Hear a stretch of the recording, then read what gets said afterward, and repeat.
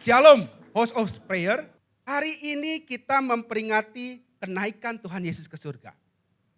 Kita sebagai orang percaya, mungkin ini kan kita peringati setiap tahun, gitu ya. Sudah berapa kali kita peringati kenaikan Tuhan Yesus? Mungkin kalau saya mungkin sudah puluhan tahun. Mungkin teman-teman ada yang belasan tahun, ada yang sudah bertahun-tahun. Tapi saya berdoa buat saudara-saudara semua bahwa hari ini memperingati kenaikan Tuhan Yesus akan berbeda. Karena saudara akan membawa sesuatu yang berbeda dari tahun-tahun sebelumnya. Kenaikan Tuhan Yesus. Tuhan Yesus pada saat naik ke surga itu disaksikan oleh murid-muridnya. Dan begitu juga nanti hanya murid-muridnya yang akan menyaksikan Tuhan Yesus datang kembali di awan-awan. Jadi penting buat kita untuk menjadi murid. Puji nama Tuhan, harus menjadi murid kalau mau melihat kedatangan Tuhan Yesus yang kedua kali. Ternyata enggak cuman murid yang biasa-biasa saja yang bisa melihat kedatangan Tuhan Yesus. Tapi adalah murid yang siap. Yang siap, oke. Murid yang siap. Harus menjadi murid yang siap. Murid yang siap seperti apa? Nanti saya akan jelaskan di belakang. Kita baca dulu kebenaran firman Tuhan mengenai peristiwa Tuhan Yesus naik ke surga. Di Kisah Para Rasul 1 ayat 9 sampai 11. Kita baca bareng-bareng ya supaya kita ngelotok gitu ya, merasakan, memperingati dengan benar-benar kenaikan Tuhan Yesus ke surga gitu ya. Kita baca bareng-bareng. Nanti kalau orang-orang nanti, kalau di gereja ngapain sih? Saya baca Alkitab, memuji menyembah Tuhan. Nah, kita baca Alkitab sekarang ya. Kita bareng-bareng. 1, 2, 3. Katakan demikian, terangkatlah ia disaksikan oleh mereka. Dan awan menutupnya dari pandangan mereka ketika mereka sedang menatap ke langit waktu ia naik itu. Tiba-tiba berdirilah dua orang yang berpakaian putih dekat mereka dan berkata kepada mereka, "Hai orang-orang Galilea, mengapakah engkau berdiri melihat ke langit? Yesus ini yang terangkat ke surga meninggalkan kamu. Datang kembali dengan cara yang sama seperti kamu melihat dia naik ke surga." Ini ayat firman Tuhannya yang menuliskan bahwa Tuhan kita Yesus Kristus naik ke atas surga. Buat saudara-saudara yang paling penting, firman Tuhan di sini adalah firman Tuhan yang hidup. Bicara mengenai pencatatan sejarah kejadian yang terjadi, benar-benar terjadi 2000 tahun yang lalu. Jadi kalau saudara-saudara baca ini, bukan saudara lagi baca novel. Apa iya? Apa enggak? Enggak ngerti gitu ya. Ini firman Tuhan dan ini terjadi 2000 tahun yang lalu. Jadi harus saudara-saudara pahami dan tanamkan bahwa apa yang tertulis di Alkitab adalah benar-benar terjadi. Jadi bukan cerita-cerita aja, bukan sesuatu hal yang kayaknya iya ya, kayaknya enggak. Tapi itu adalah catatan sejarah. Dan sudah dikonfirmasi oleh beberapa catatan. Oleh sebab itu firman Tuhan itu tidak pernah ada yang bertabrakan ayat-ayatnya. Semuanya saling mendukung satu sama lain. Peristiwa kenaikan Tuhan Yesus ke surga adalah peristiwa yang benar-benar terjadi 2000 tahun yang lalu. Jangan lupa, setiap saudara baca Alkitab itu adalah catatan sejarah dan benar-benar terjadi. Dan itu akan terjadi juga dalam kehidupan kita. Janji-janji Tuhan dalam firman Allah. Jangan sampai lupa. Jadi kalau baca sesuatu mujizat, air menjadi anggur. Kayaknya enggak nih. Kayaknya kok enggak mungkin ya. Hati-hati kalau kita sudah mulai berpikiran enggak mungkin, kayaknya, sepertinya enggak, hati-hati. Firman Tuhan tidak boleh diragukan. Harus membaca dengan iman, percaya kita kepada Tuhan. Ini kebenarannya bahwa peristiwa 2000 tahun yang lalu yang terjadi, Tuhan kita Yesus Kristus disaksikan naik ke surga dan ditutupi awan-awan dan tidak terlihat lagi. Yang selanjutnya, Tuhan itu ngapain sih sebenarnya? Ngapain tuh ke surga tuh? Ngapain dia sebenarnya ke surga? Tuhan Yesus naik ke surga itu sebenarnya itu menyediakan tempat buat kita. Ada pembacaannya di Yohanes 14 ayat yang kedua. Gak apa-apa ya, ini akan sepanjang firman Tuhan akan banyak Alkitab. Ayat-ayat yang kita baca. Boleh ya kita baca bareng-bareng ya. Namanya juga ke gereja ya, baca Alkitab biasa lah ya. Namanya juga ke gereja baca Alkitab ya biasa gitu ya. Kalau ke gereja baca novel salah gitu ya. Atau baca WA salah. Scroll TikTok salah, bener gak? Kalau ke gereja baca Alkitab betul. Kalau scroll TikTok salah. Baca status WA salah. Berarti harus baca ayat. Kita baca bareng-bareng. 1, 2, 3. Di rumah Bapakku banyak tempat tinggal. Jika tidak demikian tentu aku Sebab aku pergi ke situ untuk menyediakan tempat bagimu. Jadi. Ini adalah konfirmasi bahwa Tuhan itu desainnya buat manusia adalah dari kekekalan sampai kekekalan. Ceritanya awalnya dimulai pada saat Adam dan Hawa diciptakan oleh Tuhan. Berbuat dosa di Taman Eden. Berbuat dosa karena melanggar perintah Allah, memakan buah pengetahuan baik dan jahat. Sejak itu hubungan manusia dengan Tuhan menjadi rusak, jadi putus. Karena sifat-sifat dosa itu jadi manusia itu tidak ada pendamai oleh Allah. Menjadi terputus hubungannya dengan Tuhan. Oleh sebab itu, maka datanglah Tuhan Yesus untuk mendamaikan dengan pengorbanannya di kayu salib untuk menebus dosa-dosa manusia. Sehingga manusia itu didamaikan oleh Allah, sehingga boleh masuk ke dalam kerajaan Allah. Karena Tuhan Yesus itu ini konfirmasi bahwa, kalau kamu percaya kepada aku nih pergi nih nyiapin tempat tuh buat kamu. Kalau kamu nanti menjadi murid yang siap untuk dijemput, kamu akan bersama-sama dengan aku katanya. Hidup yang kekal. Tuhan Yesus menjanjikan seperti itu. Ada tempat buat kamu. Hidup yang kekal. Aku sediakan. Asal kamu siap. Asal kamu siap. Tuhan Yesus itu juga pada saat dia naik ke surga. Ada hal yang paling penting. Apa? Nggak cuma naik ke surga ternyata. Dia menjanjikan bahwa aku pergi untuk kembali. Nah, ini yang jarang-jarang kita dengar, sering lupa. Tapi beberapa pelayan udah sering ngingetin juga gitu ya dalam evaluasi. Ayo waktunya udah dekat gitu ya.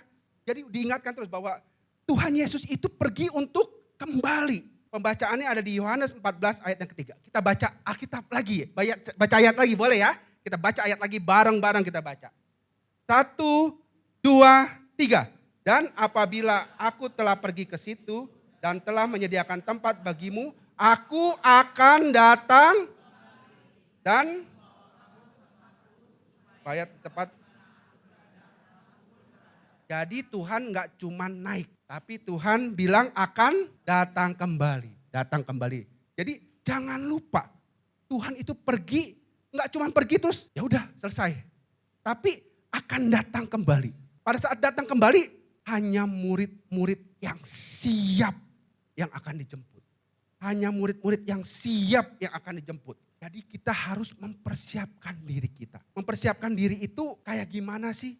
Murid-murid yang siap itu seperti gimana sih? Nanti kita ada penjelasannya di slide berikutnya. Cuman mempersiapkan diri itu ayat Alkitab bilang supaya seperti kita ikat pinggang kita. Hendaklah pinggangmu tetap berikat. Persiapkan diri. Kita baca di Lukas 12 ayat yang ke-35. Lukas 12 ayat 35. Ini bicara mengenai berjaga-jaga. Kita baca bareng-bareng ya. 1, 2, 3. Hendaklah pinggangmu tetap berikat dan pelitamu tetap menyala. Jadi saya sempat riset gitu sedikit ya. Kenapa? Kok analoginya pinggangmu mesti berikat? Ternyata orang-orang Israel itu pada saat dia mau bekerja itu pinggangnya ikat pinggang. Dia mau bekerja. Kalau misalkan kayak imam juga harus mengikatkan ikat pinggang gitu ya. Kalau dia mau bekerja, mau melayani di bait Allah gitu ya. Mengikatkan ikat pinggang. Dan ternyata ikat pinggang itu baru dilepas kalau dia sudah selesai bekerja. Kalau dia udah sampai rumah, selesai bekerja, baru tuh ikat pinggangnya dibuka. Jadi ikat pinggang yang berikat itu bicara mengenai selalu siap bekerja.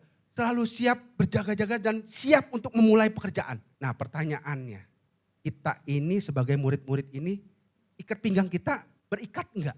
Atau lagi kendor? Atau memang enggak pernah berjaga-jaga? Hari ini kita diingatkan untuk sebagai murid harus berjaga-jaga, harus bersiap-siap. Pelita menyala juga bicara mengenai keselamatan kita. Iman keselamatan kita harus dijaga. Dan hidup sesuai dengan tuntunan firman Tuhan. Itu mempersiapkan diri secara umum.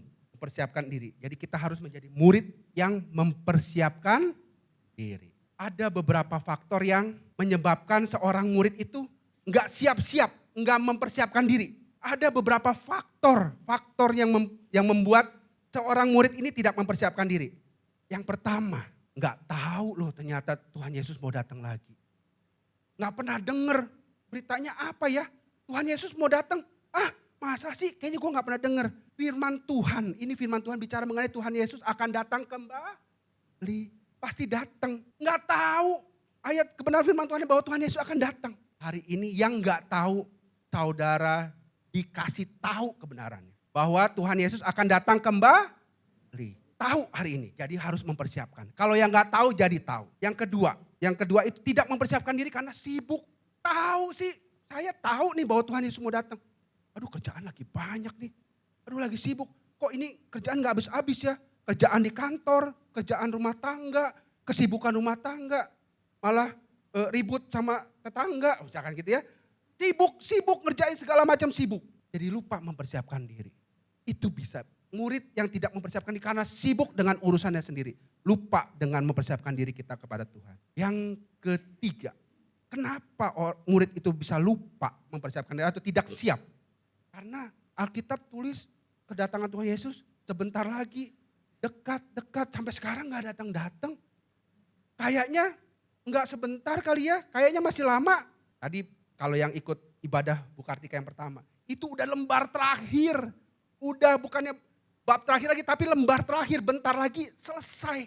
Karena semua kejadian yang dituliskan di Alkitab itu sudah tergenapi. Jadi sudah benar-benar sebentar lagi. Jadi harus mempersiapkan. Malah yang ekstrim enggak percaya bahwa Tuhan Yesus akan datang lagi kedua kali. Enggak percaya.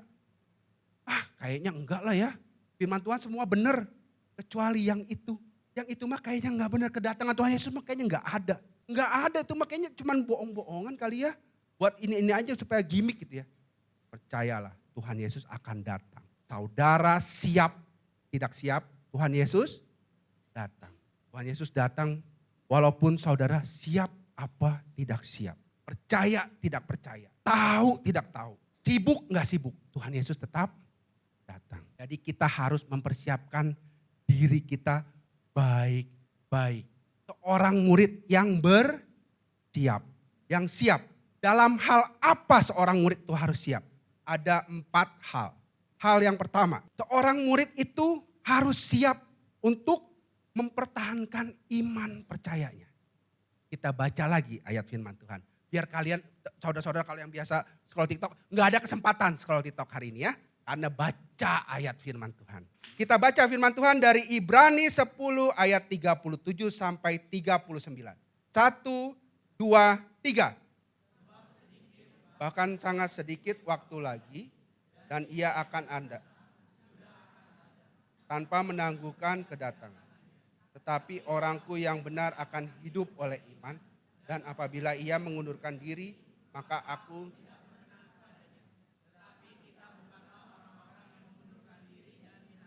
tetapi orang-orang yang percaya dan yang beroleh. Iman percaya harus dipertahankan. Rasul Paulus bicara mempertahankan iman itu dia menganalogikan seperti atlet yang sedang bertanding. Atlet kalau saat bertanding nih lagi ada kejuaraan, dia setengah hati apa sungguh-sungguh. Berusaha keras apa santai-santai. Usaha keras. Jadi mempertahankan iman itu Rasul Paulus bilang harus berusaha keras, harus sungguh-sungguh. Jangan main-main. Kenapa? Ternyata banyak godaannya di luar sana untuk gampang iman kita gugur. Paling pertama, iman kita bisa gugur karena apa? Karena kita kesulitan hidup, terhimpit oleh kesulitan hidup. Ada yang menawarkan, ya udah login aja, login dibantu. Kalau login dibantu. Kalau pindah dibantu, pindah departemen agama dibantu. Ya, ada yang begitu, Itu kita tidak bisa mempertahankan iman karena kesulitan. Aduh, gue gimana ya? Kalau nggak begini kayaknya karir nggak bisa naik nih. Login kayaknya salah, mengorbankan iman. Nggak login, kok susah? Hari ini diingatkan, mempertahankan iman harus sungguh-sungguh. Kalau sampai saudara menggadaikan iman saudara untuk hal-hal sesuatu seperti itu. Berarti iman saudara terhadap Tuhan Yesus sedikit banget imannya. Padahal janji-janji Tuhan Yesus pada saat percaya sama Tuhan Yesus. Gak cuma berkat, damai sejahtera. Semua Tuhan Yesus sediakan. Burung-burung udara, di udara siapa yang merawat katanya. Bunga-bunga di padang itu siapa yang menghias katanya. Masa kamu gak percaya sama aku? Kamu gak percaya. Bisa mengorbankan iman karena kesulitan hidup. Ada yang begitu banyak. Karena salah sih. Udah tahu lain departemen agama masih diterusin. Iya dong. Beda kok. Gini ya, anak-anak muda. Kalau kalian beda departemen agama, stop sekarang. Iya dong. Gini ya.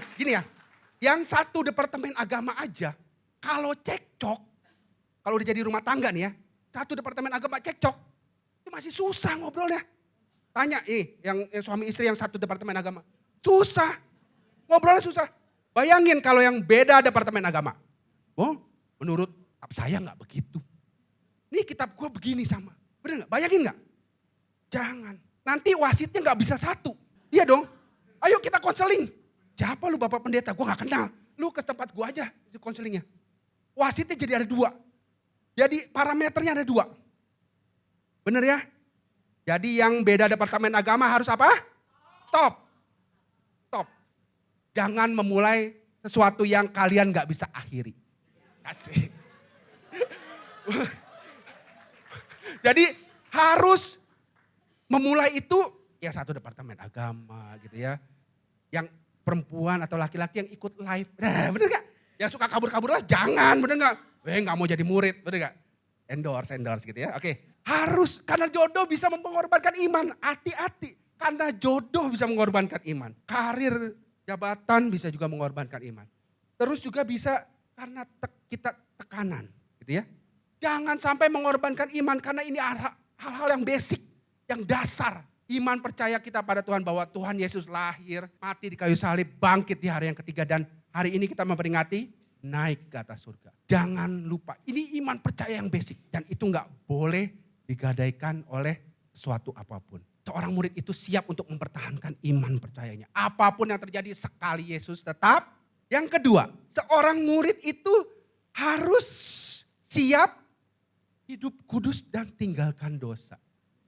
Hidup kudus dan tinggalkan dosa. Karena kita baca dulu ya kebenaran firman Tuhan. Biar baca terus firman Tuhan ya, oke. Kita baca bareng-bareng. Kali ini suara yang gede, yang paling besar gitu ya bareng-bareng. Yang ngantuk biar sebelah yang ngantuk jadi bangun gitu ya. Oh iya gede-gede amat kok bacanya. Iya biar lu bangun gitu ya. Oke kita baca bareng-bareng ya. 1, 2, 3. Tetapi hendaklah kamu menjadi kudus di dalam seluruh hidupmu. Sama seperti Dia yang kudus yang telah memanggil kamu. Sebab ada tertulis, kuduslah kamu sebab aku kudus. Jadi seorang murid yang siap itu siap hidup kudus dan siap tinggalkan dosa. Karena Tuhan Yesus itu kudus, Tuhan kita kudus. Dia nggak mungkin menjemput murid-murid yang masih hidup di dalam dosa. Nggak mungkin. Dan hanya dengan menjadi murid lah bahwa saudara-saudara ini bisa hidup kudus. Karena kalian terus diajarkan. Menjadi murid terus diajarkan kebenaran firman Tuhan. Mana yang boleh, mana yang enggak, mana yang dosa, mana yang tidak dosa, mana yang boleh dilakukan. Kemarin saya sempat sampaikan di evaluasi pelayan. Tapi saya juga mau menyampaikan juga di sini buat saudara-saudara semua. Seorang murid ada ujiannya enggak? Ada. Ujiannya apa? Ujiannya adalah pada saat seorang murid ketemu pilihan berbuat dosa atau tidak berbuat dosa. Itu ujian seorang murid. Pada saat seorang murid memutuskan untuk berbuat dosa lagi, berbuat dosa lagi, berbuat dosa lagi. Gagal. Gagal ujiannya sebagai orang murid. Tapi pada saat seorang murid ketemu pilihan berbuat dosa atau tidak. Dia memilih untuk tidak berbuat dosa. Lulus loh. Pada saat itu ujian yang pertama. Ujian pilihan berbuat dosa apa tidak berbuat dosa. Ujian yang kedua adalah ujian pada saat mendapatkan pilihan. Melakukan firman Tuhan atau tidak melakukan firman Tuhan. Pada saat kita seorang murid itu ketemu pilihannya di persimpangannya. Kanan melakukan, kiri tidak melakukan. Kanan melakukan, kiri tidak melakukan. Melakukan deh, tidak melakukan. Itu ujiannya. Pada saat pilihan yang dipilih ada melakukan firman Tuhan. Ujiannya lulus loh. Ujian seorang murid itu adalah ujian pada saat menemukan pilihan-pilihan. Harus pilih berdosa atau tidak berdosa. Harus seorang murid itu gak boleh hidupnya tinggal dalam dosa. Hari ini saya berdoa kalau saudara-saudara itu diingatkan. Kayaknya ini dosa nih. Dan tapi masih dilakukan terus. Hari ini stop. Kalau mau ikut diangkat sama Tuhan Yesus. Kalau mau dijemput nanti. Harus stop. Saya berdoa Tuhan tuh kasih tahu. Kayaknya yang kemarin dosa loh. Kayaknya yang tadi dosa. Stop. Jangan hidup dalam dosa.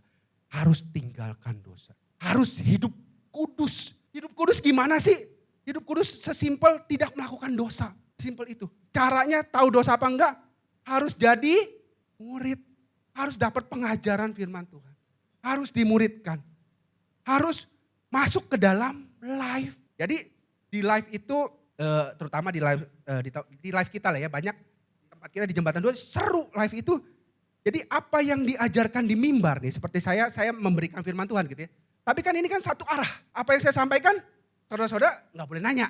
Benar kan? Nggak boleh, ya ketawa boleh kayak tadi ya. Tapi nggak boleh nanya, nggak boleh ngangkat tangan, nggak boleh kasih pendapat. Tapi kalau di live itu dua arah. Pada saat kita menyampaikan firman Tuhan, nggak ngerti nanya. Susah nanya, nggak ngerti nanya gimana caranya ngejalanin. Itu di live fungsinya. Jadi seorang murid itu bertanya jawab sama gurunya, pemuridnya. Ditanyain yang nggak ngerti apa. Contoh yang paling gampang. Bulan lalu kita bicara mengenai keuangan. Benar ya, kita topiknya keuangan. Ada loh temen live yang cerita begini. Kok nanya, kalau saya pengen ngasih perpuluhan sama Tuhan. Tapi nggak cukup duitnya. Kan firman Tuhan kita harus kasih perpuluhan, benar ya? Harus kasih perpuluhan, memberi persembahan persepuluhan, benar ya? Harus memberi persembahan persepuluhan. Mengembalikan, ya persembahan mengembalikan sama aja ya. Itu cuma analogi doang, tapi persembahan persepuluhan. Betul ya? Tapi udah dicatat kurang. Harus ngasih apa enggak? Hal-hal seperti itu bisa ditanya enggak di mimbar seperti ini? Enggak bisa.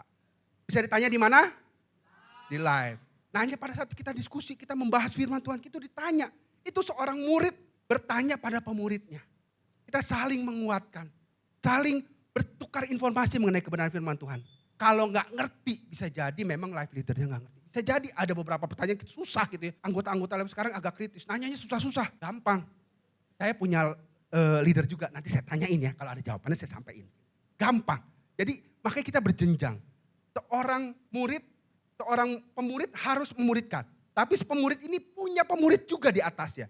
Supaya ada yang bisa memberi tahu kalau ada yang salah gitu ya. Jadi hidup kudus. Life itu menjadi penting. Karena di tempat live seorang murid itu dimuridkan. Tahu mana yang salah, mana yang benar. Ada yang negor loh kalau di live. Ada yang ngingetin loh. Kalau kita nggak ikut live saya nggak kebayang. Bisa jadi kita keluar jalur, nggak ada yang narik-narik loh. Oh nyimpang ke sana, nariknya kejauhan. Nggak ada yang ngingetin, nggak ada yang tahu. Ke gereja apa nggak ke gereja nih orang. Nggak ada yang tahu. Hilang. Ikut live, penting ikut live. Supaya saudara ada yang negor, ada yang ngingetin. Yang udah ikut live juga, saya mohon kalau ditegur sama leadernya, itu buat kebaikan saudara. Percayalah. Kalau saudara diingatkan itu buat kebaikan saudara. Karena kita leader live itu sebenarnya pengennya sih yang enak aja pelayanan gitu ya. Yang enak, nggak mau musingin orang. Kita juga leader live juga manusia gitu ya. Punya rasa, punya hati gitu ya. Kadang-kadang kita aja udah repot sama urusan kita. Tapi kita mesti pelayanan juga. Tapi itu pelayanan kita kerjain. Jadi pada saat kita mengerjakan, bikin repot orang, ya karena itu tugas kita gitu ya. Ikut live ya. Setuju sama saya, tepuk tangan buat Tuhan Yesus. Ikut live. Oke. Jangan lupa, ikut live. Hidup kudus, tinggalkan dosa. Jangan berbuat dosa. Kalau hari ini saudara diingatkan ada dosa yang masih dilakukan terus menerus. Stop hari ini. Jangan berbuat dosa lagi. Mungkin beberapa saudara ada yang pernah dengar. Dosa itu ada satu sifat yang bahaya. Sifatnya apa? Kapalan. Tahu kapalan? Kalau naik motor kelamaan, bejendul sedikit agak keras-keras di kulit. Tahu ya? Kapalan gitu ya. Kalau kebanyakan neken-neken itu jadi kapalan keras gitu ya. Dosa juga punya sifat seperti itu. Pada saat sekali saudara lakukan, keringat dingin, gemeter. Kadang-kadang giginya gemeter badan satu badan. Pada saat dosa pertama kali dilakukan. Pada saat dosa 2 kali dilakukan, gemeternya hilang. Keringat dinginnya masih ada. 3 kali dilakukan, deg-degannya cuma di jantung doang. Keringatannya nggak ada, gemeternya nggak ada. 4 kali dilakukan. Ini bukan dosa jangan-jangan. Udah biasa. Ini sesuatu yang rutin. Bukan dosa. Hati-hati. Pada saudara berulang kali berbuat dosa. Saudara punya di dalam pikir, ini bukan dosa lagi. Hati-hati. Seorang murid itu juga harus hidup kudus karena harus mempersiapkan masuk dalam perjamuan kudus. Jamuan anak domba. Kita baca lagi di Wahyu 19 ayat 7-8. Marilah kita bersukacita dan bersorak-sorai dan memuliakan Dia. Karena hari perkawinan anak domba telah tiba dan pengantinnya telah siap sedia. Dan kepadanya dikaruniakan supaya memakai kain lenan halus yang berkilau-kilauan dan yang putih bersih. Lenan halus itu adalah perbuatan-perbuatan yang benar dari orang-orang kudus. Jadi kedatangan Tuhan Yesus itu seperti acara pernikahan, perkawinan anak domba. Kita itu harus hidup kudus, harus hidup benar di mata Tuhan. Baru kita ikut masuk dalam perjamuan kudus. Baru kita ikut dijemput di awan-awan. Penting untuk ikut masuk pada saat kita perjamuan anak domba. Karena kalau enggak kita akan menghadapi sengsara nanti. Penting untuk ikut dijemput sama Tuhan Yesus. Jangan sampai saudara berpikir bahwa kayaknya enggak dijemput enggak apa-apa. Jangan punya pikiran begitu. Harus dijemput, harus dijemput. Karena kalau enggak dijemput, saudara itu di Alkitab bilang Tuhan Yesus datang, nanti ada penderitaan, nanti ada sangkakala itu sampai kerajaan 1000 tahun. Itu ada sekuensnya diajarin gitu ya. Berdoalah supaya saudara ikut diangkat sama Tuhan. Berdoalah. Kalau enggak diangkat itu menderita. Sampai saudara juga mempertahankan iman itu akan sakit sekali. Dan hampir dituliskan hampir tidak mungkin saudara mempertahankan iman kalau tidak diangkat sama Tuhan. Harus diangkat, harus diangkat. Harus ikut masuk dalam perjamuan kudus. Dalam perjamuan anak domba. Harus ikut masuk. Kalau enggak masuk, hampir mustahil saudara bisa mempertahankan iman saudara. Yang ketiga, seorang murid itu yang dibilang siap itu adalah seorang murid yang konsisten beribadah sama Tuhan. Saya mau nanya sama saudara, kita beribadah di mana? Nah, ini yang ngomong di gereja berarti cuma ibadah di gereja doang nih, di rumah enggak ya? Beribadah di mana-mana kita beribadah. Yang paling penting malah di rumah. Di gereja seminggu sekali, ya ada live ya seminggu 2 kali, seminggu 3 kali. Tapi ibadah di rumah yang lebih penting. Memuji menyembah Tuhan di rumah, baca Alkitab di rumah, memuji sembah Tuhan di rumah.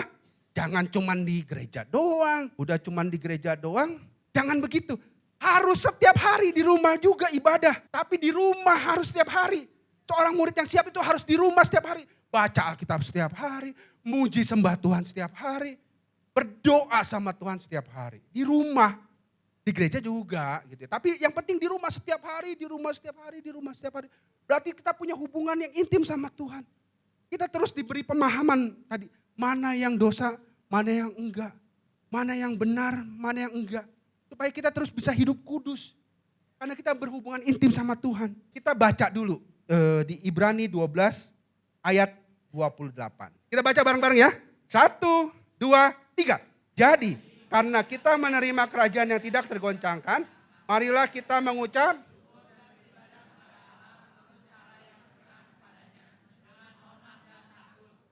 Jadi harus beribadah sama Tuhan. Seorang murid yang siap itu konsisten beribadah. Hari Minggunya aja kalau ke gerejanya jarang-jarang, saya kok nebaknya. Di rumah juga nggak ada tuh ibadah sama Tuhan. Kalau di rumahnya setiap hari beribadah sama Tuhan, pasti lo punya kerinduan pengen ke gereja. Kalau ke gereja dia aja seminggu sekali nggak datang. Di rumah pasti nggak ada tuh. Ya, makanya manfaatkan pada saat saudara ke gereja. Hari ini diingetin, ibadah di rumah tiap hari. Jangan udah seminggu sekali tapi masih nggak sungguh-sungguh ibadahnya hari Minggu. Harus terus. Ibadahnya sehari terus, hari Minggu serius. Dengan khusyuk gitu yang ngeliatin. Terus kerjain yang paling penting firman Tuhan. Jangan lupa kerjain. Beribadah setiap minggu juga harus datang ke gereja. Jangan lupa. Itu berarti ciri-ciri murid yang siap. Yang keempat, seorang murid yang siap itu adalah seorang murid yang siap beritakan Injil. Jadi pada saat kita seorang murid itu menantikan kedatangan Tuhan, enggak cuman kita menantikan dan harus siap. Pada saat kita seorang murid itu menantikan Tuhan itu ada tanggung jawab yang Tuhan berikan kepada kita. Tanggung jawabnya adalah beritakan Injil. Kita baca lagi. Dari saudara, pokok baca Alkitab terus hari ini gitu ya. Kita baca bareng-bareng. 1, 2, 3. Bagialah hamba itu jika pada waktu tuannya kembali, tuannya mendapati ia melaksanakan tugasnya dengan setia. Sesungguhnya aku berkata kepada kalian, tuannya akan memberikan kuasa atas segala sesuatu. Jadi ini kedatangan Tuhan Yesus itu dianalogikan seperti atau dituliskan seperti perumpamaan Tuhan yang lagi pergi dan meninggalkan hambanya. Nah kita nih hamba-hambanya. Kan kita ditinggalkan oleh Tuhan ke surga gitu ya. Pada saat kita menunggu-nunggu tuannya pulang. menunggu-nunggu Tuhannya pulang ini, kita harus melaksanakan tugas kita. Harus melaksanakan tugas kita, kewajiban kita. Kewajiban kita tadi, kalau yang tadi pagi ikut lagi Bu Kartika, tugas kita amanat agung untuk kita memberitakan Injil keselamatan. Wah, memberitakan Injil. Susah ya, cuma urusan life leader lah memberitakan Injil. Saya mana bisa, bener gak? Jemaat mana bisa. Makanya jadi murid ikut live gitu ya, nanti diajarin cara menginjil gitu ya.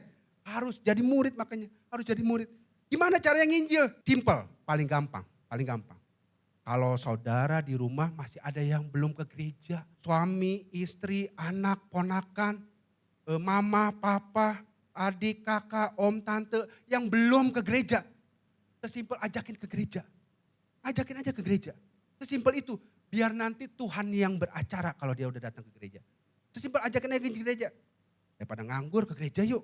Pulang gua traktir bakmi deh, bakmi lagi gitu ya. Ajak ke gereja, sesimpel itu, ajak aja ke gereja. Ajak ke gereja. Kalau yang belum ke gereja, belum percaya sama Tuhan, ajak aja ke gereja. Sesimpel itu, memberitakan Injil sesimpel itu. Nanti di gereja akan ada yang melayani. Dan minta didoakan, biar Tuhan yang bekerja, Roh Kudus yang bekerja. Supaya dia boleh diselamatkan juga gitu. Memberitakan Injil sesimpel itu. Memberitakan Injil sesimpel itu. Ini ada yang menarik, saya itu pernah atau sering ngedengar, atau mungkin dari saudara-saudara pernah ngomong seperti ini. Semua agama sama aja kayaknya. Semua agama sama aja ngajarin kebaikan. Suka ngomong begitu ya, benar ya? Kita sering dengar lah, paling gak sering dengar. Oh semua agama baik, semua agama sama aja karena mengajarkan kebaikan. Benar gak semua agama sama? Salah. Semua agama beda. Terutama kita pengikut Kristen. Murid-murid Kristus itu beda. Bedanya kenapa? Karena kita ada janji keselamatan. Kita dijanjikan keselamatan. Kita dijanjikan kehidupan yang kekal. Jadi kalau ada yang ngomong mengenai semua agama sama. Mungkin yang lain sama, punya saya beda. Karena saya punya janji keselamatan, saya punya janji hidup yang kekal. Jadi sesimpel itu, beritakan Injil itu sesimpel itu. Semudah itu, karena hanya dalam Yesus ada keselamatan. Karena tidak ada nama lain di bawah kolong langit yang diberikan yang olehnya kita dapat diselamatkan. Itu bedanya. Harus bertanggung jawab memberitakan Injil. Sebenarnya ini ada ayat lanjutannya di ayat 50 sekian. Kalau kita kita bersantai-santai, malah kita menganggap bahwa Tuhan kita ini kayaknya nggak datang-datang dan nggak akan datang. Terus kita berbuat mabuk-mabukan, kita mukulin orang lain, maka kita akan dihukum. Jangan sampai kita tidak melakukan tanggung jawab kita. Memberitakan Injil keselamatan, menjadi saksi Kristus dimanapun. Jangan sampai lupa. Atau malah kita berbuat semau-mau kita, tidak melakukan kehendak Tuhan. Dan kita menjadi hamba yang tidak ikut dengan apa maunya Tuhan. Harus mengerjakan apa maunya Tuhan kita. Memberitakan Injil dan menjadi saksi Kristus. Ini slide terakhir, saya cuma mau rekap. Seorang murid yang siap itu ada 4. Yang pertama, harus mempertahankan iman percaya. Saudara, apapun yang terjadi, iman percaya ini jaminan keselamatan saudara, jaminan keselamatan saudara. Harus terus percaya sama Tuhan. Nggak boleh digadaikan, nggak boleh dijual dengan alasan apapun. Dengan alasan apapun nggak boleh. Yang kedua, seorang murid yang siap itu adalah siap hidup kudus dan tinggalkan dosa. Kalau mau dijemput sama Tuhan dan harus mau. Karena saudara nggak akan tahan kalau saudara nggak diangkat nanti ke depannya. Harus mau dan harus ikut dalam pengangkatan. Makanya jangan berbuat dosa lagi. Tinggalkan dosa. Hidup kudus. Hidup kudus. Yang ketiga, konsisten beribadah sama Tuhan. Ibadahnya jangan hari Minggu doang dong. Ibadahnya setiap hari di rumah. Ibadahnya terus menerus sama Tuhan, punya hubungan dong. Supaya saudara itu terus dikuatkan. Gak gampang-gampang berbuat dosa. Karena saudara itu terhubung sama Tuhan. Pada saat kita terhubung sama Tuhan, kita gak akan punya keinginan berbuat dosa. Jangan lupa. Yang terakhir, kita memiliki tanggung jawab. Kita juga harus siap untuk memberitakan Injil dan menjadi saksi Kristus. Kita berdoa ya.